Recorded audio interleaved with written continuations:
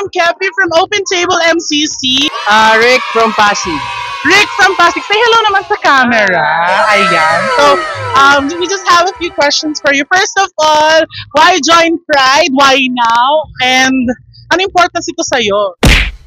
Uh, why now? This is not my first Pride event, but I want to continue joining Pride kasi I've been closeted for more than 20 years. So this is the time to join the protest and the movement. Wow, di ba? Joining the protest and the movement, and it's always been a protest. Tama mga kaibigan, di ba? So just wanted to ask then, coming from a strict theological background, what do you think would be the difference of Open Table right now?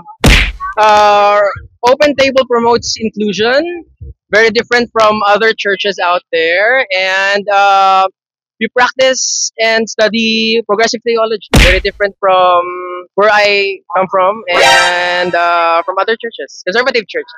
Ayan, progressive theology. And when you say progressive theology, can you expound more on that? Okay naman. Kahit konti lang. Hindi ko alam may quiz pala dito. Konti lang. dali. Para alam lang ng tao kasi jargon yan, di ba? I think, paano ko ba siya mapasimple, no? First step, para maintindihan natin yung progressive theology, deconstruction. So, nire-rethink natin yung mga old beliefs natin about our religion, about the Bible, about scripture.